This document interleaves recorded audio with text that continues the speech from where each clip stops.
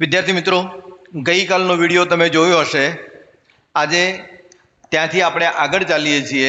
ફરી એકવાર કહું છું, નવનીત એસાઇનમેન્ટ પ્રશ્નપત્ર નંબર 2 બેઝિક ગણિત પાના નંબર 28 જુઓ, ગણતરી કરવાનો પ્રયત્ન કરો અને પૂરેપૂરા માર્ક્સ તમારા મળે એના માટે પ્રયત્ન કરો. પ્રશ્ન નંબર 7 છે. આમાં કૌંસમાં જવાબ આપેલા છે. પહેલા જે 1 થી 6 પ્રશ્નો હોય છે એમાં ABCD 4 MCQ આપેલા હોય છે. અહીં તમને કૌંસમાં જવાબ આપેલા છે. બંને વસ્તુ સરખી જ છે, પણ અહીં ખાલી જગ્યામાં જવાબ લખવો છે. 3 + 2 વર્ગમૂળમાં 5 એ ખાલી જગ્યા સંખ્યા છે. અહીં સમય છે, અસમય છે, પૂર્ણાંક છે, આ પ્રકારના જવાબો આપેલા હશે. તો આ જે સંખ્યા છે એ સંખ્યા તમારી અસમય સંખ્યા છે. કેવી સંખ્યા છે બેટા? અસમય સંખ્યા તરીકે ઓળખવામાં આવે છે. આ સંખ્યાને કેવી સંખ્યા તરીકે ઓળખવામાં આવે છે? અસમય સંખ્યા. કેમ? કારણ કે આ વર્ગમૂળમાં 5 છે એટલા માટે. વર્ગમૂળમાં 3 હોય, વર્ગમૂળમાં 5 હોય, ઇવન વર્ગમૂળમાં 2 હોય તો પણ એ સંખ્યા અસમય છે. એ તમે જુઓ તો સરવાળા માટે અસમય સંખ્યા ગણતરીમાં આવે છે. નેક્સ્ટ જે તમારું પેજ આવે છે એ છે આ ક્વેશ્ચન નંબર 8, દ્વિઘાત બહુપદી. હવે સૌથી પહેલા આપણને ખબર હોવી જોઈએ કે દ્વિઘાત બહુપદી જે છે એ દ્વિઘાત બહુપદીનું પ્રમાણિત સ્વરૂપ આપણને ખબર છે કે ભાઈ ax² + bx + c. આ આપણા મગજમાં હોવું જોઈએ કે ભાઈ px બરાબર x ની બહુપદી છે, ax² + bx + c. તો અહીં આપેલું છે, આપણને શું આપ્યું છે? 4x² - 3x - 7 ના શૂન્યોનો સરવાળો ખાલી જગ્યા છે. આપણને ખબર છે કે ભાઈ અહીં આપણે સરખામણી કરીએ તો a નું મૂલ્ય કેટલું થશે? 4 થશે. b નું મૂલ્ય કેટલું થશે? -3 થશે. b નું મૂલ્ય કેટલું થશે? -3 થશે. અને c નું મૂલ્ય થશે -7. આટલું તો આપણને આવડવું જોઈએ, કારણ કે આ દ્વિઘાત બહુપદી છે. એની આપણે સરખામણી એના પ્રમાણિત સ્વરૂપથી કરીએ એટલે ખ્યાલ આવે કે ભાઈ a બરાબર 4 છે, b બરાબર -3 છે અને c બરાબર -7. હવે બીજો પ્રશ્ન શું આવવો જોઈએ કે ભાઈ આનો સરવાળો કેટલો છે? શૂન્યોનો સરવાળો α + β. શું સૂત્ર છે? -b/a. યાદ રાખજો. આ 2 પ્રશ્નો હું તમને કહું છું, ભલે એક જ પ્રશ્ન છે પણ 2 પ્રશ્નો કહું છું કે α + β બરાબર -b/a છે. તો -b/a એટલે માઇનસ, અને b ની કિંમત કેટલી છે? -3, અને a ની કિંમત કેટલી છે? 4. માઇનસ પ્લસ થઈ જાય એટલે જવાબ કેટલો આવશે? 3/4. તો 3/4 એનો જવાબ આવશે. તો જવાબ કેટલો આવશે બેટા? 3/4. હવે ત્યાંથી થોડાક આગળ તમે જાઓ તો તમને ખ્યાલ આવે કે ભાઈ આમાં જો બહુપદી આપેલી હોય અને એના શૂન્યોનો ગુણાકારની વાત કરી હોય, શું કહ્યું હોય? એને ગુણાકારની વાત કરી હોય તો આપણને ખબર છે કે α β બરાબર c/a. આ પણ સૂત્ર તમને આવડવું જોઈએ કે α + β બરાબર -b/a અને α β બરાબર c/a. 1 માર્ક તમને બોર્ડમાં અપાવશે અને અપાવશે. તો α β = c/a. તો c નું મૂલ્ય કેટલું છે? અહીં આપણી પાસે c નું મૂલ્ય છે -7 અને a નું મૂલ્ય 4 છે. માટે એનો જવાબ કેટલો આવશે? જો એમ કહે કે ભાઈ શૂન્યોનો ગુણાકાર કેટલો થાય તો એનો જવાબ તમારો આ પ્રમાણે આવશે. નેક્સ્ટ ક્વેશ્ચન છે ચોક્કસપણે સંભાવનાનો. આ પ્રશ્ન ખૂબ જ અગત્યનો છે, આવડે પણ છે. ચોક્કસપણે ઉદ્ભવતી ઘટનાની સંભાવના ખાલી જગ્યા છે. ચોક્કસપણે જે ઉદ્ભવે છે એ ઘટનાની સંભાવના કેટલી? 1 છે. આજે ધારો કે મંગળવાર છે, આવતીકાલે બુધવાર છે, એની સંભાવના કેટલી? 1. આવતીકાલે રવિવાર છે, એની સંભાવના કેટલી? 0. કાલે સૂર્ય પૂર્વમાં ઉગશે એવું એની સંભાવના કેટલી? 1. અને કાલે સૂર્ય પશ્ચિમમાં ઉગશે એની સંભાવના કેટલી? તો 0.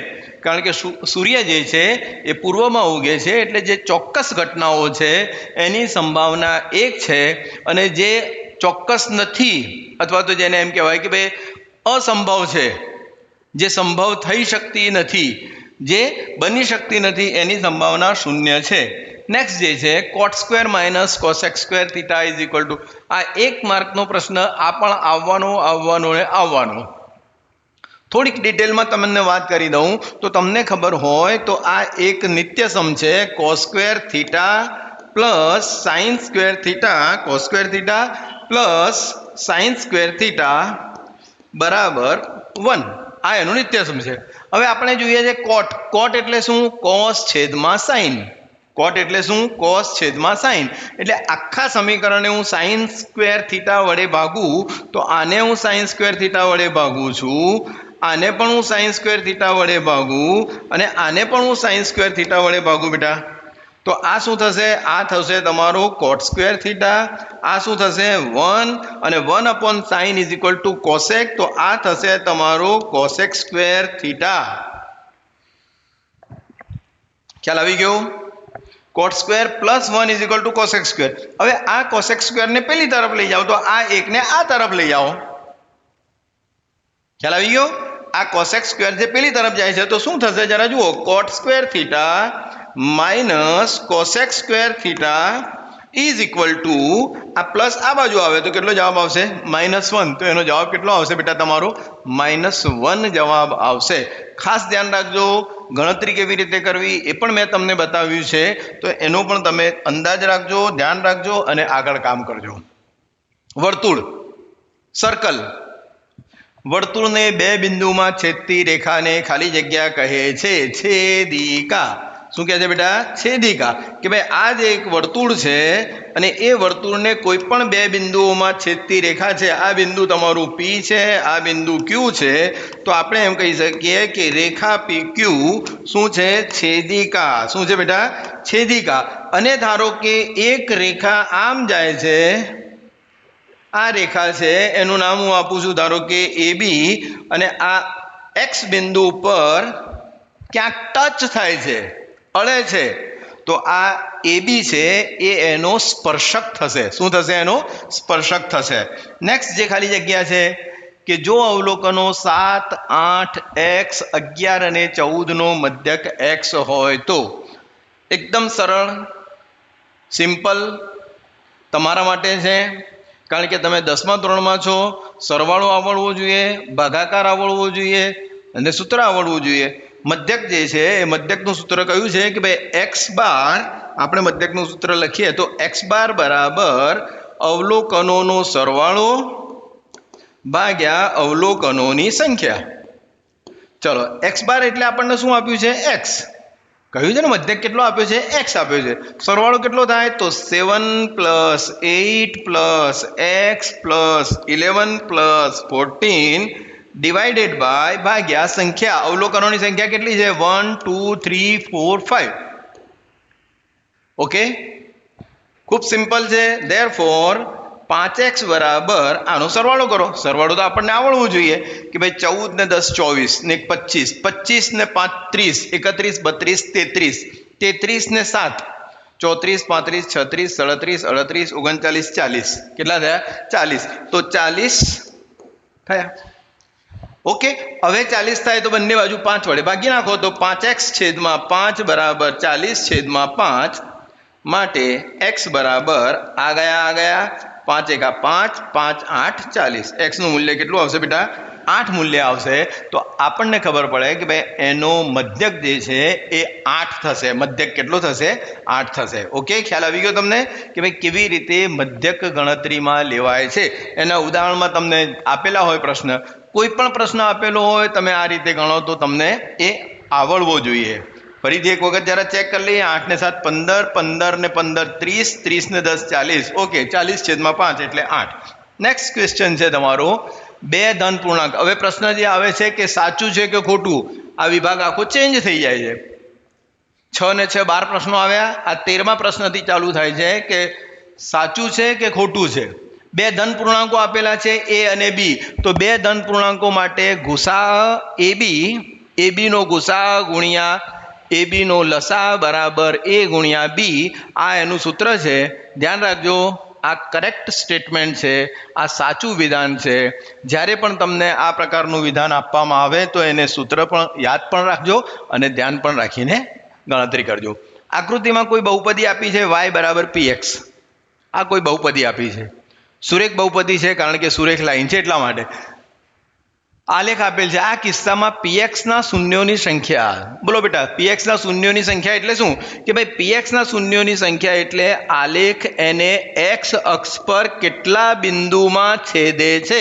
ફરીથી એક વખત હું કહું છું કે px y is equal to px એટલે x ની બહુપદી છે. x ની બહુપદી હોય તો એ x અક્ષ પર એ આલેખ કેટલા બિંદુમાં છેદે છે એ એના શૂન્યોની સંખ્યા, અને જો y ની બહુપદી હોય તો y અક્ષ પર એ કેટલા બિંદુને છેદે છે એ એના શૂન્યોની સંખ્યા. તો અહીં x અક્ષ પર કેટલા બિંદુઓમાં છેદે છે? ઓનલી 1. અહીં કેટલા આપે છે? 2. માટે આ સ્ટેટમેન્ટ કેટલું કેવું છે? ખોટું સ્ટેટમેન્ટ છે. કેવું વિધાન છે? ખોટું વિધાન છે. નંબર 9 છે દ્વિચલ સુરેખ સમીકરણ યુગ્મ માટે a1/a2 not equal to b1/b2 સ્થિતિમાં સુરેખ સમીકરણ યુગ્મ કેવા છે? સુસંગત છે. આ વિધાન સાચું છે કે ભાઈ જેનો ઉકેલ મળે, એક મળે કે અનંત મળે, બંને વસ્તુ ધ્યાન રાખજો. એક મળે કે અનંત મળે તો બંનેમાં એ સમીકરણ યુગ્મ સુસંગત સમીકરણ યુગ્મ તરીકે ઓળખાય છે. છેલ્લો પ્રશ્ન છે તમારા માટે. પ્રયોગની તમામ મૂળભૂત પ્રાથમિક ઘટનાઓની સંભાવનાનો સરવાળો કેટલો થાય? યસ, 1 થાય છે. કેટલો થાય છે? 1 થાય છે. અહીં કેટલો આપ્યો છે? 0 થાય છે. આ વિધાન ખોટું છે. અહીં સુધી આવ્યા છો? ફરીથી ચેક કરો, ફરીથી જુઓ, મિત્ર વર્તુળમાં શેર કરો. સબસ્ક્રાઇબ નહીં કરો તો મને કોઈ પ્રોબ્લેમ નથી, પણ તમે 10મું ધોરણ પાસ થઈ જાઓ. તમે 10મું ધોરણ પાસ થઈ જશો તો મારા માટે આનંદની વાત છે. Thank you. આભાર.